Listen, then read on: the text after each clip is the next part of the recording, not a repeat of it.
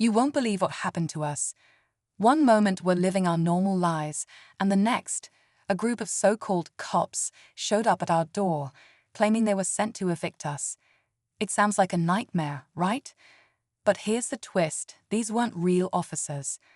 They were part of a shady move by our HOA, trying to force us out for reasons we still don't fully understand. As the tension built and things started to escalate, we realized we were about to be caught in something bigger than we ever imagined. Now, you might be wondering, how did we fight back? Well, you see, my wife isn't just any regular person. She's not only a fierce protector of our family, but she also leads the defense at a naval base. When things got out of hand, she took charge in a way I never expected. The question is, would her skills be enough to stop these fake cops and expose the HOA's dirty game? The stakes were high, and every second counted. Stay tuned to find out how it all went down, and whether we were able to turn the tables. This is a story you won't want to miss. We had no idea things had gotten so serious with the HOA. At first, it was just the usual noise complaints and parking tickets, nothing we couldn't handle. But lately we've been getting some strange letters, vague threats about fines, accusations that didn't make sense. We figured it was just more of the same petty stuff, but clearly we were wrong. The morning these fake cops showed up, we had no warning. They knocked on our door with the kind of authority that made my heart drop. I'll admit, I was confused at first. It wasn't until I started asking questions that things got off. The men at our door were dressed in full uniform, but something about them felt fake. Their badges were just a little too shiny, their tone too rehearsed. They said they had orders to remove us from the property, no explanation, no paperwork. I knew right away this was wrong. That's when my wife stepped in. She's always been the calm under pressure, and she wasn't about to let these guys push us around. With her military background, she saw through their act in seconds. But that didn't stop them. They stood their ground, and suddenly, we were locked in a standoff I never expected. Were they working alone? Or was this a much bigger scheme? We needed answers, and fast. As my wife stood in the doorway, calmly questioning the fake cops, I could see the confusion in their eyes. They weren't expecting someone to challenge them. Their story kept changing, and the more they stumbled over their own words, the more it felt like a trap. They claimed they had official orders from the HOA, but when my wife asked for the paperwork, their faces went pale. They couldn't produce anything legitimate. That's when the real fear set in. I knew something bigger was happening here, and we were in the middle of it. I couldn't help but think back to the recent HOA meetings.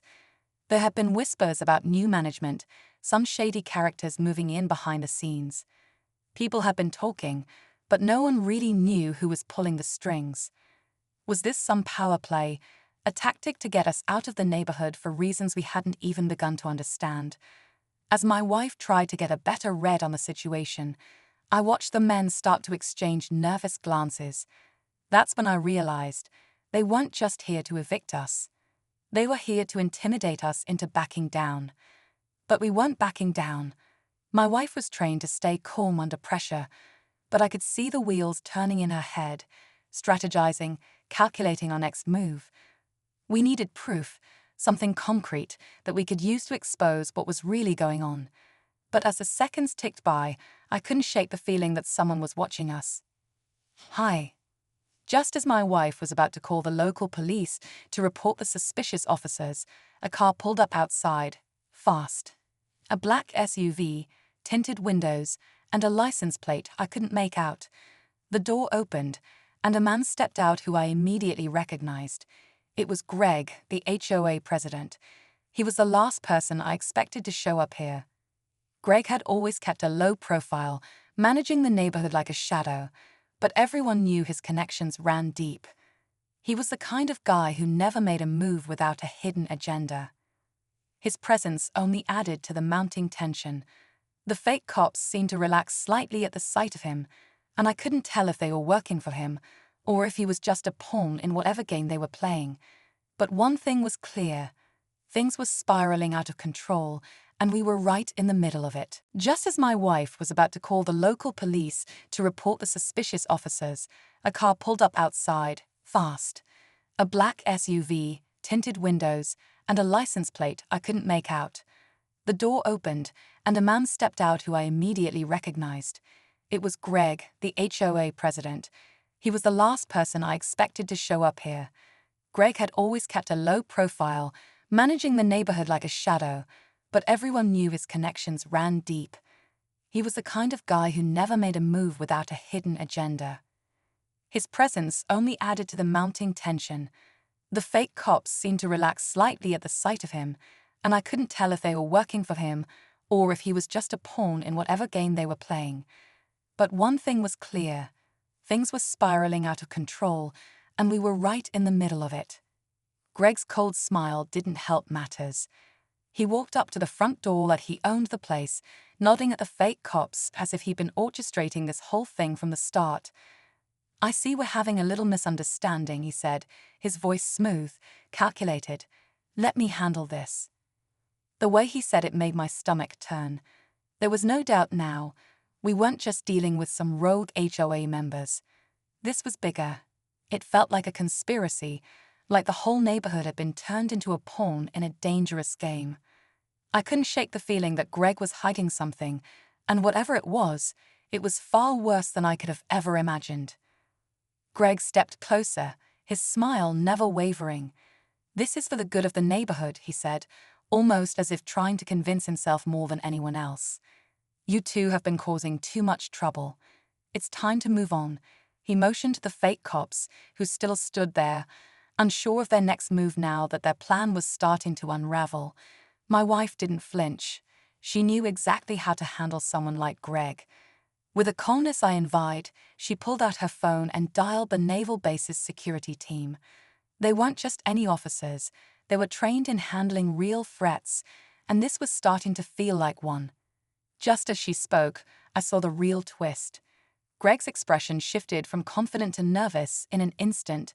His phone buzzed in his pocket, and as he checked it, his eyes widened. I wasn't sure what message he had received, but I could tell it had shaken him to his core. I need to go," he said, suddenly turning toward the SUV. "This isn't over," he muttered, his voice trembling for the first time. But before he could get to the car, the real cops arrived, just in time, and with the paperwork we had asked for earlier. As the officers took Greg and the fake cops into custody, I felt a strange mix of relief and disbelief. The HOA's dirty scheme was finally exposed. But as I looked at my wife, who had been calm through it all, I realized something even more chilling. Greg had known my wife's role at the naval base. He had known exactly who he was dealing with. This wasn't just about evicting us. It was about testing her, and I was left wondering if he'd always been planning something far more dangerous. As the fake cops were led away in cuffs, I couldn't help but feel a sense of vindication. The HOA's sinister plot was finally out in the open. Greg, though, had more to lose than we realized. Turns out, he'd been using his position to funnel funds from the neighborhood into his own pockets, and he had connections far beyond our little community. That was why he was so eager to get us out. He needed to silence anyone who might stand in his way. The naval base's involvement had been the final piece of the puzzle, and Greg had underestimated just how much fire he was playing with. For us, though, it was over. The neighborhood could breathe easy again, and we could finally move on with our lives. But even as things settled down, I couldn't shake the uneasy feeling that Greg's plan had been just a small part of something bigger. He had been testing my wife, and for reasons I couldn't understand, he knew exactly how to push her buttons. Was he trying to provoke her? Or had he been counting on her military background to make a move against her?